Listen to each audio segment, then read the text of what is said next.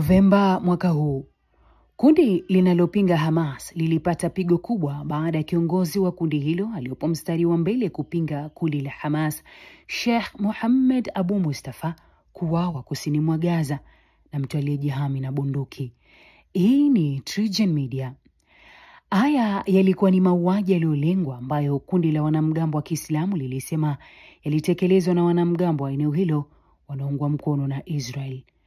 Kundi lenye uhusiano na Hamas baadaye lilidai kwamba imamu aliyeuawa alikuwa mmoja wa kundi la wapiganaji wa jihadi ambaye aliwaficha mateka wa Israel wakati wa vita vya Gaza, na kumshutumu mshambuliaji huyo kwa kuwa mfuasi wa wanamgambo wapya wanaoungwa mkono na Israel wakiongozwa na Hussam al-Astal, mfungwa wa zamani aliongoza kundi lililokuwa likipinga kundi la Hamas.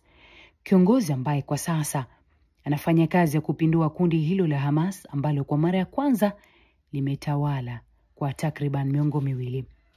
Alipohojiwa, al-Astal alikanusha madai kwamba watu wake walimuua Sheikh Abu Mustafa, lakini akasema kifo cha mwanachama yote wa Hamas ni ushindi kwao.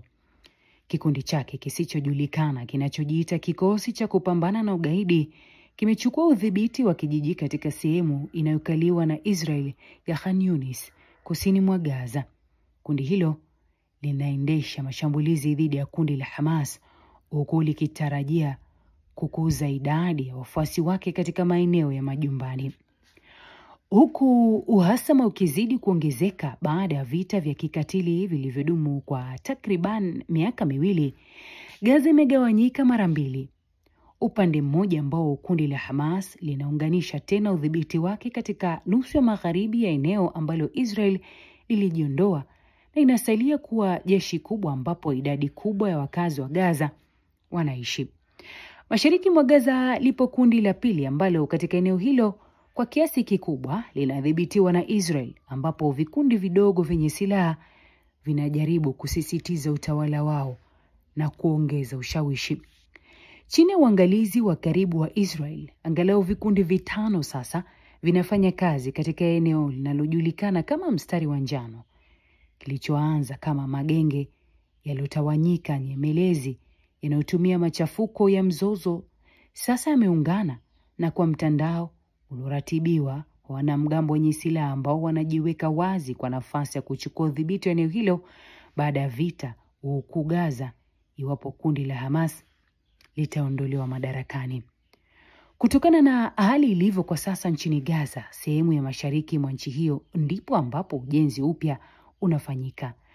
Gaza Magharibi imeachwa huku ikiwa na magofu, maeneo yote haya mawili yakitenganishwa na kile kinachojulikana kama mstari wa njano. Lakini jambo la kusikitisha ni kwamba hakuna mtu anayeishi mashariki mwa Gaza na hakuna mtu anayeruhusiwa kuishi huko.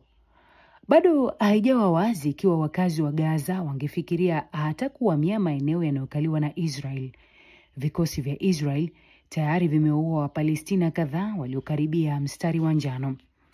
Katika mtafaruku wa kidiplomasia uliopo kati ya awamu ya kwanza na ya pili ya usitishaji vita, wanamgambo wamejaribu kujiimarisha kama kielelezo cha mustakabali wa Gaza, lakini bila ya kuwa na mpango maalum wa utawala, wanafanya njia kutafuta amani kuwa ngumu zaidi, huku wakiendeleza maslahi yao wenyewe katika eneo lenye vita ambalo amani bado inatafutwa.